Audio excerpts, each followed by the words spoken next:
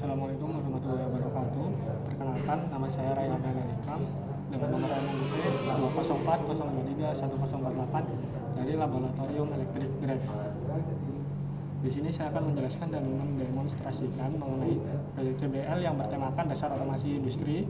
Untuk proyeknya terdapat 5 proyek. Yang pertama, power supply, yang kedua rangkaian RC dan RLC, yang ketiga rangkaian digital, yang keempat virtual instrument, dan yang terakhir kontrol motor DC.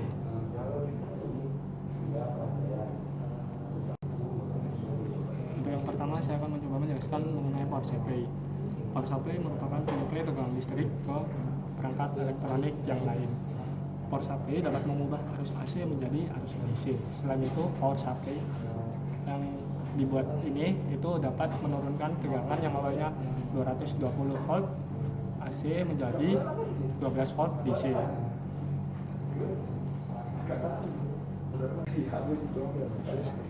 Untuk komponen yang digunakan dalam pembuatan power supply ini, yang pertama terdapat transformator, lalu yang kedua terdapat kapasitor, lalu terdapat IC regulator, lalu terdapat dioda yang disusun secara bridge. Untuk cara kerjanya sendiri, ketika arus AC dari sumber PLN masuk melalui transformator, maka dalam transformator ini arus AC yang awalnya 220 volt akan diturunkan oleh transformator menjadi 14 volt AC. Lalu setelah keluar dari transformator, maka arus akan masuk ke dioda yang disusun secara bridge.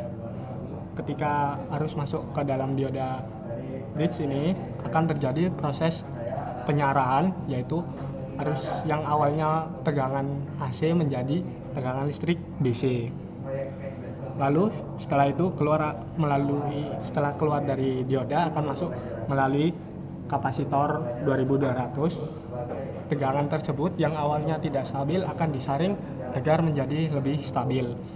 Lalu setelah keluar dari kapasitor akan masuk ke IC regulator 7812. Di dalam IC ini akan terjadi proses regulasi, yaitu penstabil tegangan agar lebih stabil lagi. Setelah keluar dari IC akan masuk ke kapasitor lagi. Lalu setelah keluar dari kapasitor akan keluar menuju output, dan outputnya menjadi 12 volt DC. Tidak sampai itu saja, arus yang dari kapasitor ini juga akan masuk ke IC regulator 7805 untuk distabilkan tegangannya. Lalu setelah keluar dari IC 7805 akan masuk ke kapasitor, lalu dikeluarkan sehingga tegangannya menjadi lebih stabil dan nilainya yaitu 5 volt DC. Untuk cara penggunaannya sendiri, yaitu hubungkan kabel steker ke stop kontak sumber, lalu nyalakan switch ke posisi 1. Bisa dilihat output yang dikeluarkan yaitu 5 volt dan 12 volt. Sekarang mari kita buktikan menggunakan multimeter. Yang pertama yaitu yang 5 volt terlebih dahulu.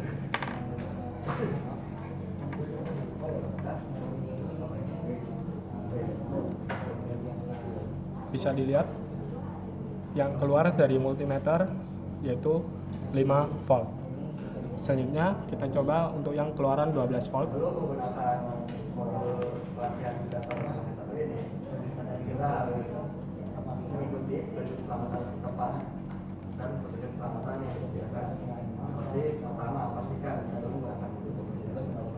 Bisa dilihat yang keluar yaitu 12 volt. Terbukti keluaran power supply ini benar.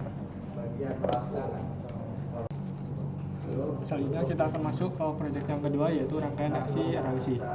Untuk pengertiannya sendiri, rangkaian RC yaitu jenis rangkaian listrik yang terdiri dari resistor dan kapasitor yang disusun secara seri atau paralel.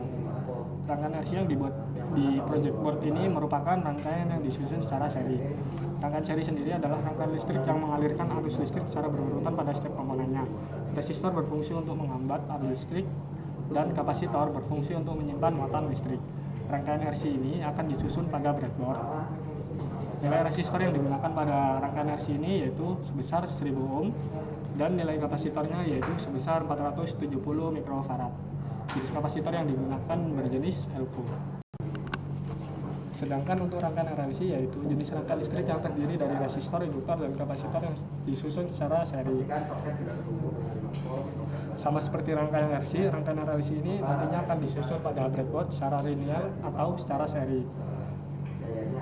Resistor pada rangkaian RLC berfungsi untuk menghemat arus listrik, kapasitor menyimpan muatan listrik, sedangkan induktor menyimpan energi dalam bentuk kedan magnet. Berikut cara menyusun rangkaian RC pada breadboard. Pertama, hubungkan resistor.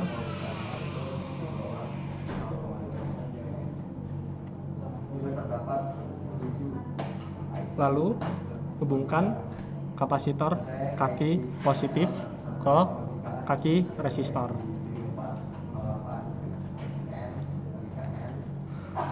Setelah itu, hubungkan sumber power supply pada breadboard.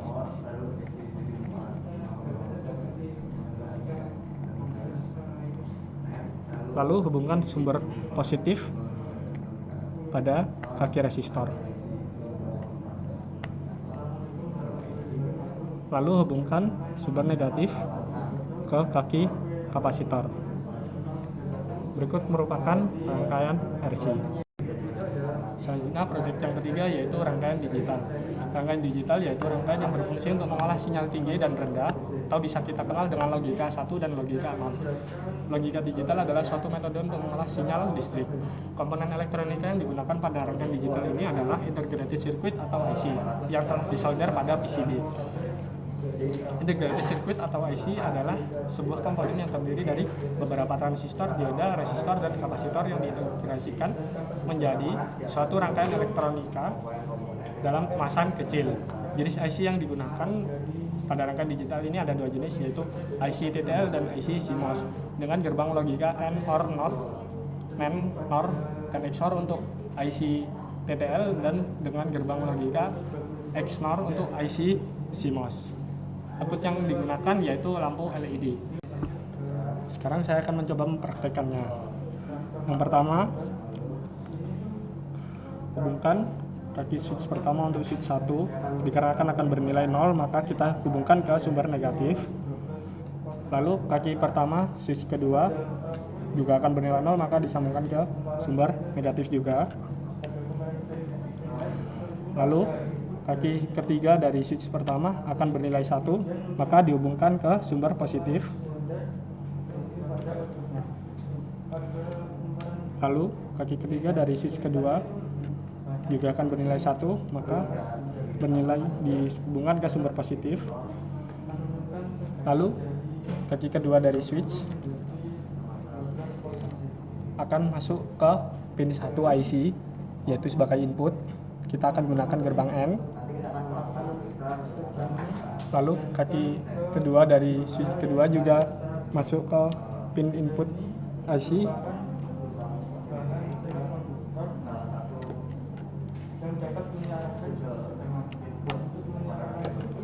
Lalu pin ketiga IC merupakan output.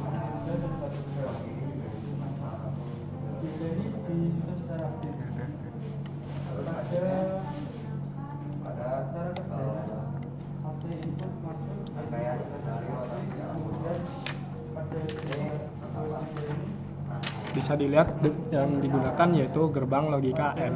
Kita lihat true tabelnya. Untuk gerbang logika N, di sini dilihat apabila kedua input bernilai 0, maka output akan bernilai 0. Bisa dilihat kedua input bernilai 0, lampu indikator tidak menyala menandakan outputnya bernilai 0.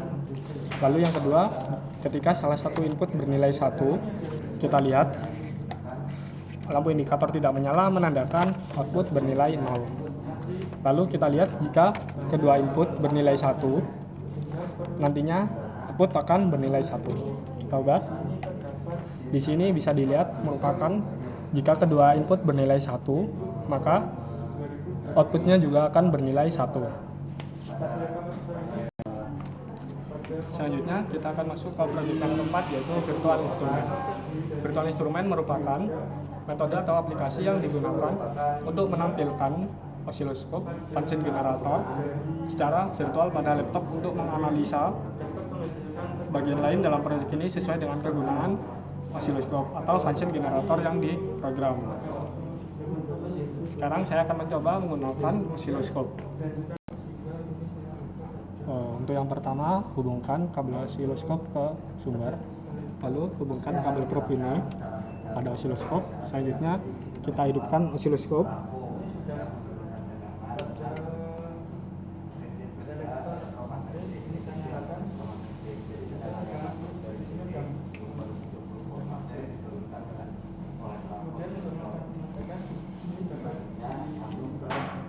Selanjutnya kita lakukan proses kalibrasi dengan menghubungkan probe ini.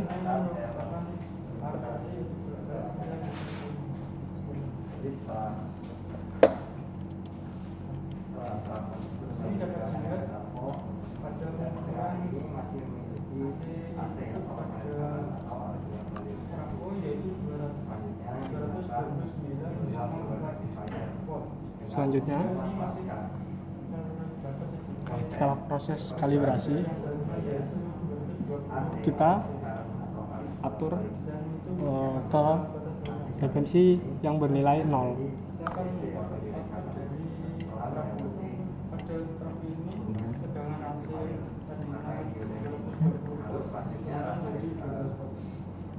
Di sini kita akan buat menjadi nilainya 0. Setelah sudah,